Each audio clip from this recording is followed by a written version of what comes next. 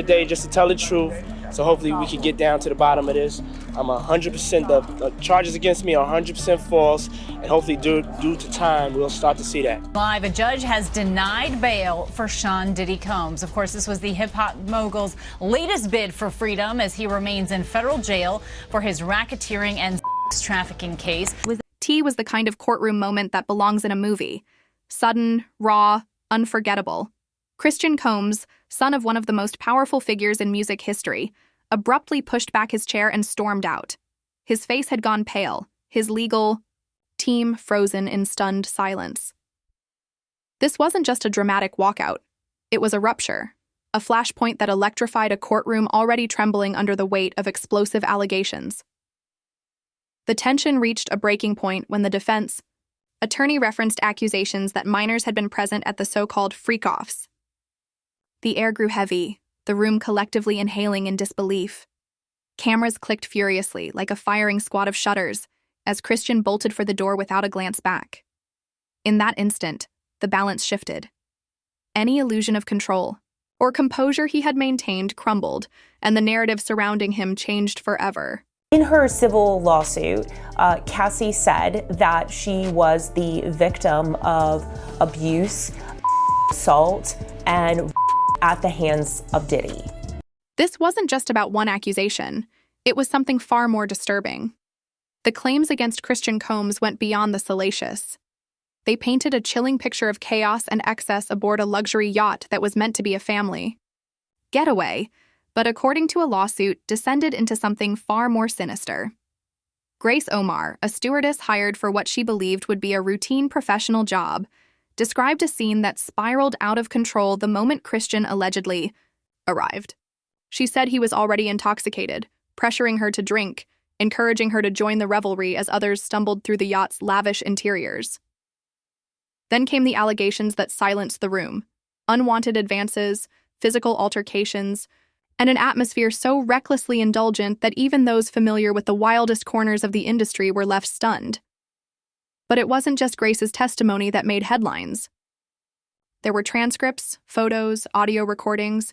Each piece of evidence added weight to her claims, suggesting this wasn't just a bad night, it was a nightmare. Her legal team presented photos of bruises, described as physical reminders of a night that left her emotionally shattered and physically scarred. Most haunting of all was an audio recording in which she allegedly pleaded with Christian to stop, her voice raw with fear and confusion, questioning whether she had been violated. These weren't just accusations anymore, they were snapshots of a night that could unravel the carefully built public image of a man still trying to define himself outside the towering legacy of his father.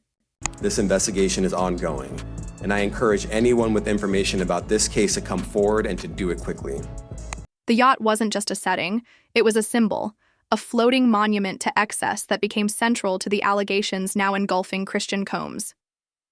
Chartered by none other than Sean Diddy Combs himself, the vessel was reportedly under his full control. The staff, the guest list, even the mood on board. According to the lawsuit, what unfolded wasn't a moment of poor judgment, but the inevitable result of a permissive, indulgent culture allegedly fostered by the elder Combs. Grace Omar's legal team accused him of not just turning a blind eye, but of enabling an environment where unchecked behavior thrived. Christian's defense pushed back hard. His attorney, Aaron Dyer, denounced the claims as cynical and opportunistic, crafted to exploit Diddy's broader legal troubles. He vowed to file a motion to dismiss, branding the accusations as fabricated, attempts to leverage federal investigations for personal gain. Still, the damage was done. Christian's sudden courtroom exit, abrupt, silent, and heavy with implication, only added fuel to the speculation. Was it a calculated legal maneuver, or the instinctive reaction of someone realizing too late the gravity of what they were facing? Not do this alone. Do you foresee that there could be other charges related to this case? I'm not taking anything off the table. No one wants to be mentioned. The courtroom drama surrounding Christian Combs didn't unfold in isolation. It was just one thread in a far more disturbing tapestry that had been unraveling for years. Sean Diddy Combs, once celebrated as a groundbreaking mogul who reshaped the music industry, now found himself at the center of mounting legal turmoil, from civil lawsuits to federal investigations. The allegations against him sketched a far bleaker portrait. Not just a savvy entrepreneur, but a man accused of building his empire on secrecy, manipulation, and, if the claims hold true, profoundly disturbing conduct. Christian's case wasn't an outlier. It was the latest chapter in a narrative that seemed to darken with every new disclosure. A U.S. judge has ruled that the rapper and producer Sean Diddy Combs will stand trial on federal trafficking and racketeering charges in May. He'll be held in prison until then. Sean Combs has pleaded not guilty to charges that he used his business empire to transport women and male workers across state lines to take part in recorded performances. If convicted, he could face a life sentence. And yet, there was something especially unsettling about seeing Christian Combs swept up in the storm. For years, he had worked to forge his own identity, releasing music that climbed the charts, launching a sneaker line, and carefully stepping out from beneath the colossal shadow of his father's legacy. But with the lawsuit, the damning audio recordings, and incriminating photos, he found himself pulled right back into the very world he had tried to distance himself from. The fallout was immediate. Fans who once filled his social media with praise were now sharply divided, some rushing to his defense, dismissing the claims as a smear campaign, while others called for accountability, their comments tinged with anger and disillusionment. The media went into overdrive. Tabloids splashed headlines about yacht scandals and family secrets, while social media lit up with speculation, each theory more sensational than the last. Every element of the case was picked apart. The timing of the lawsuit, the credibility of the evidence, the implications for the Combs empire. And then came the whispers that this was only the beginning, that darker revelations were still to come.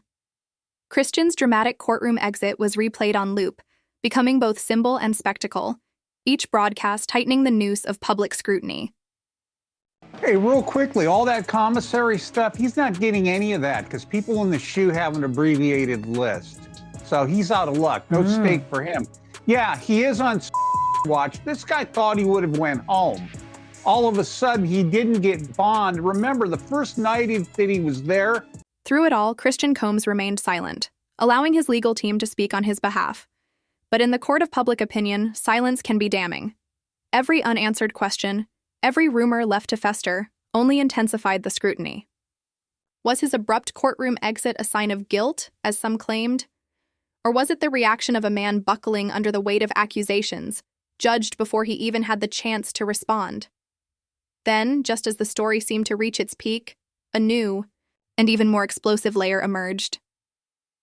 In a stunning turn, Grace Omar's attorney hinted in court at a broader pattern, a history of similar freak-offs that allegedly stretched beyond the confines of the yacht and implicated other members of the Combs family.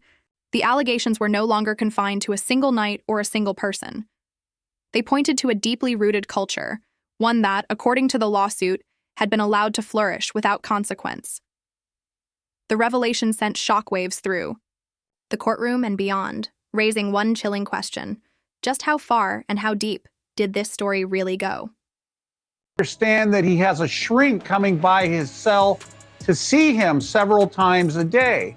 And now there's talk about putting him in, it's like a bubble. It's like a cell that has like a plexiglass wall in it where they have inmates watching you. That's actually their job, to keep an eye on the inmates that are on watch. If the allegations against Christian Combs weren't enough to leave the public stunned, the unraveling saga surrounding his father, Sean Diddy Combs, only deepened the shock.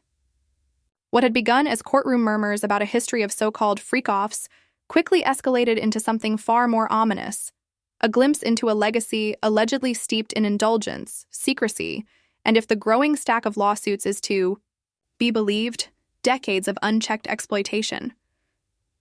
This was no longer just about a single man or a single incident. It was about an empire built on the edge of chaos, now cracking under the weight of its own excesses. Now, to the latest on the arrest of Sean Diddy Combs. This one has so many people talking. The disgraced music mogul facing federal racketeering, conspiracy, and trafficking charges. Both the prosecution and defense teams are set to discuss the next phase of action following the indictment. as investigators work to determine potential co-conspirators. But how exactly did we get here? The accusations against Diddy were not only shocking, but disturbingly detailed. The federal indictment painted an almost cinematic picture of a man who allegedly turned his vast resources into tools for manipulation: private jets, luxury yachts, sprawling mansions. These weren't just symbols of his success. Prosecutors described them as stages for orchestrated events, where boundaries were blurred and lines between personal indulgence and calculated exploitation disappeared entirely. The indictment didn't pull punches, alleging that Diddy's empire wasn't just about music and business. It was about control of people, of narratives, and most chillingly, of the truth. But the real gut punch, the idea that his own children, Christian included, may have been more than just passive observers in this sprawling drama. The lawsuits didn't just name Diddy as a central figure, they implicated his sons, painting them as willing participants who helped sustain the very culture. Now under scrutiny, it wasn't just Christian's alleged behavior on that yacht in 2022, it was the broader implication that this was part of a pattern, a family system where power and privilege shielded actions that would devastate anyone else's reputation. Those individuals allegedly included high-ranking supervisors in the business, personal assistants, security staff, and household staff. While Christian's dramatic courtroom walkout still echoed in the public's mind, Diddy was fighting a far more daunting battle behind the bars of the Metropolitan Detention Center in Brooklyn, a stark contrast to the penthouses and private islands he once called home. His legal team worked to portray him as a misunderstood man, unfairly targeted because of his success. Yet, the evidence mounting against him seemed to grow by the hour. Seized electronics reportedly contained terabytes of data, emails, videos, and audio files allegedly documenting years of misconduct. On top of that, there were the weapons, the cash, and the endless materials that prosecutors argued painted a damning portrait of a man who had grown to believe he was untouchable. Meanwhile, the media had a field day, analyzing every new detail and broadcasting it to an audience that couldn't tear their eyes away. But beyond the headlines and viral clips, a deeper sense began to emerge. This wasn't just another celebrity scandal. The accusations against Diddy and his family weren't isolated incidents. They were part of a far-reaching narrative about power, influence, and the darker undercurrents of an industry that prioritizes image over accountability. This is very significant, just from who we associate Diddy being and everything we've seen him do over the decades. Like you said, this is quite the downfall to go from, we saw the mansions back in March that were raided by the feds. So to go from living in those mansions to being in a jail cell right now, I think it really underscores the magnitude of what he's facing and the weight of the federal government. Insiders, initially speaking out anonymously, began to open up with increasing honesty as the investigations progressed. Former employees described a culture built on loyalty at all costs, where silence was not just encouraged, it was demanded. Dissent was met with swift and harsh consequences. One former associate who had worked closely with Diddy in the early 2000s described him as a man who thrived on control. He didn't just want to win, the source revealed, he wanted to own the entire game. If you were in his orbit, you played by his rules, or you didn't play at all. Despite his power and influence, however, cracks in Diddy's meticulously crafted public persona had been visible for years.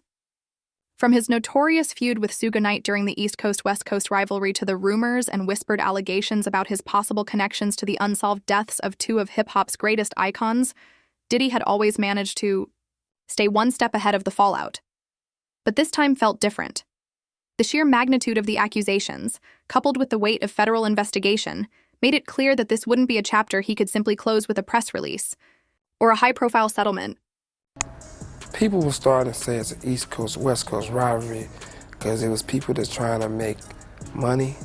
It was true people trying to make careers. It was people trying to get famous. Then came the bombshell connection to Tupac Shakur's 1996 assassination, a case that had been cold for decades until the recent arrest of Dwayne "Key D" Davis, who claimed to have first-hand knowledge of the events surrounding Tupac's final moments.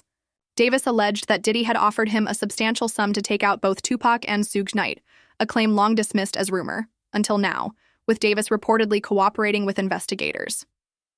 This new revelation added a complex layer to Diddy's mounting legal troubles, potentially stretching back nearly 30 years. The East Coast-West Coast rivalry, once seen as a marketing tool, had escalated into a dangerous cultural battleground. On one side, Diddy, with Bad Boy Records, represented New York's gritty hustle. On the other, Suge Knight's Death Row Records embodied the West Coast's swagger. What started with lyrical jabs soon spiraled into real-life threats and violence, transforming the rivalry into a nearly cinematic, high-stakes conflict that defined an era. Just that I don't want to be involved in stuff where it's negative stuff. Hi, how do you do? I need to talk to you. Oh, okay, sorry. At the heart of it all were two of the most influential figures in hip-hop, Tupac Shakur and Christopher Wallace, better known as Biggie Smalls. Once friends, Shakur and Biggie became bitter rivals after a 1994 incident at Quad Studios in Manhattan, where Shakur was ambushed and injured in a robbery. Shakur, convinced the attack was orchestrated by people in Biggie's camp, never let go of his suspicions. What followed was an escalating series of diss tracks and public insults that dragged the entire industry into their feud. Diddy, Biggie's mentor and protector, was seen as the leader of the East Coast faction, while Suge Knight, with his larger-than-life persona, cast an equally imposing shadow over the West. The rivalry went beyond personal animosity. It became a symbol of regional pride, with the stakes growing higher as the conflict deepened. By 1996, the rivalry was at a boiling point, with the lines between business competition and personal vendettas completely blurred. Shakur's signing with Death Row Records turned him into the ultimate weapon in Suge Knight's arsenal, a mouthpiece, for the West Coast's disdain for the East. Songs like Hit 'Em Up weren't just insults, they were declarations of war. On the East Coast, Biggie's responses rallied fans around Bad Boy Records like soldiers preparing for battle. Diddy, ever the strategist, seemed to thrive in the chaos, using the rivalry to solidify Bad Boy's untouchable status within the industry. But with each diss track and public jab, the divide between entertainment and real-world violence grew increasingly thin, setting the stage for the tragedies that would soon unfold. Well, all due respect to Puffy, you gotta realize one thing. He didn't start off like that. I'm quite sure somebody taught him that, and that's more. Even as these connections came to light, Diddy's legal team fought relentlessly to control the narrative, arguing that the charges against him were inflated, mere opportunistic lawsuits and overzealous prosecution. Yet, behind closed doors, the reality was unavoidable. If convicted, Diddy faced the very real prospect of spending the rest of his life in prison, a dramatic fall from grace for a man who had once seemed untouchable. As for Christian, the fallout from his father's legal battles was impossible to escape.